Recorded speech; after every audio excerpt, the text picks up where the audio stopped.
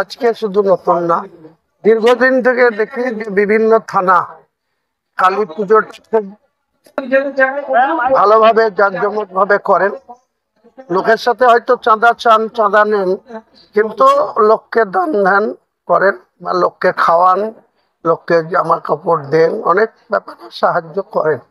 পুলিশের যেমন কিছু কাজের ক্ষেত্রে অনেক বদনাম হয় বা পুলিশকে অনেক কিছু কটু কথা বলা হয়, কিন্তু আবার সেই পুলিশই কিন্তু মানুষকে পরিষেবা দেয়। অনেক থানা আমাদের রাজনৈতিক জীবনে প্রায় 25-30 বছর ধরে আমরা দেখছি থানাগুলা কালী পুজো যখন হয়, এই কালী পুজোকে সামনে রেখে, ভাইফোঁটাকে সামনে রেখে তারা কিন্তু অনেক মানুষের পাশে থাকে। তারা মানুষের উপরে ভক্তি তাদের বাড়ে। বছরে অন্তত পক্ষে একবার করে পুলিশ প্রশাসন এটা করে। এই ধরনের প্রোগ্রামের মাধ্যমে সাধারণ মানুষের সঙ্গে পুলিশের সম্পর্ক কতটা দৃঢ়তা আছে? পারবে, কারণ যত সাধারণ মানুষের কাছাকাছি পুলিশ যাবে, তত সাধারণ মানুষও পুলিশের প্রতি যে ভীতি, সেই ভীতিটা কাটবে। কিন্তু যারা কেউ যদি জঘন্য অপরাধের সঙ্গে যুক্ত হয়ে যায়, তখন তো পুলিশ তার হাত পা বাঁধা, তাকে তো তার বিরুদ্ধে আইনত ব্যবস্থা নিতেই হবে।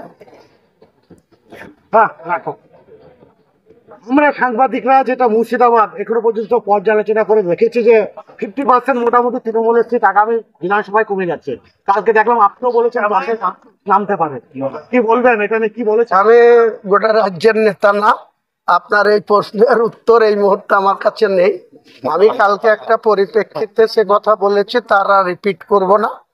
সময় আসলে ইলেকশন কমিশন যখন বিজ্ঞপ্তি করবে, তখন রাজনৈতিক দলগুলোর যখন মোটামুটি যে বিজ্ঞপ্তি অনুযায়ী যে শিডিউল ঘোষণা হবে, সেই শিডিউল অনুযায়ী যখন প্রার্থীর ফেসগুলো দেখব, তখন এই কথা বলার সময় উপযুক্ত সময় হবে, তখন আপনাদের রিয়াকশন।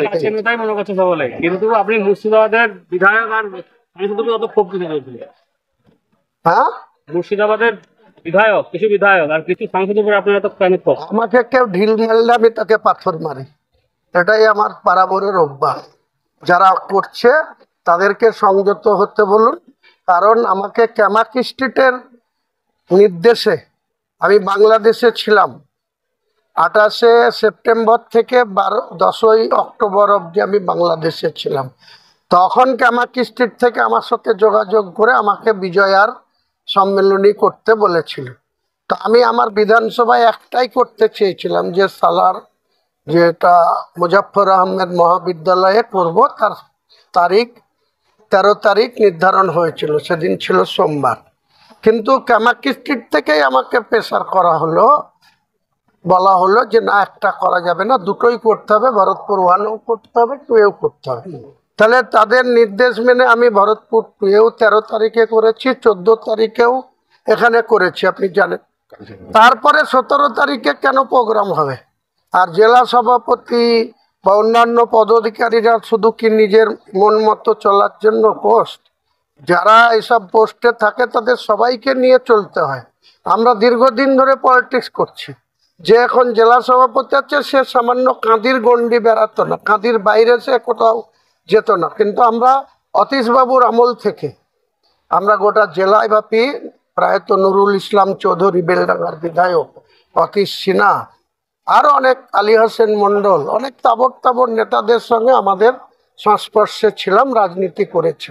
আজকে আমরা তাজ্জব হয়ে যাচ্ছি, গোটা জেলাটা, এই বহরমপুর সাংগঠনিক জেলাটা, কি নওদা, কি ভরতপুর, কি বেলডাঙ্গা 1, কি বেলডাঙ্গা 2, কোথায় বড়ুয়া, সব জায়গায় দ্বন্দ্ব লাগানোর মূল নায়ক হচ্ছে এই সভাপতি। কেন? কিসের স্বার্থে? কেন এটা করে? কাজেই আমাকে মাঝে মাঝে এইসব অসহ্য হয়ে যায়। যখন দেখি যে এটা সহ্যের সীমা ছাড়াচ্ছে, আমি কোনো কথাই বলতাম না। যদি এখানে আরেকটা নতুন করে যদি বড়ুয়ারই উনি অজুহাত দেখান, বড়ুয়ার এমএলএ কোথায়? জেল কাস্টডিতে, তাহলে তার অনুমতি আমার কাছে তথ্য আছে, আমি সময় মতো দেব।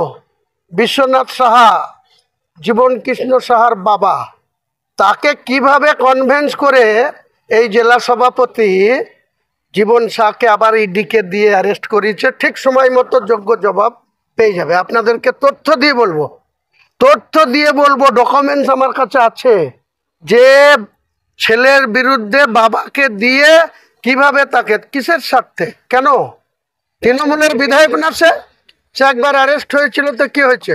অনুব্রত বাবু তো তেহার জেলে 2 বছর ছিল, স্বমহিম আবার নেত্রী তাকে তার পুরনো পদ ফেরত দিয়েছে। জেলা সভাপতি নাই, কিন্তু সেই সর্বময় কর্তা এখনো বীরভূম জেলায়।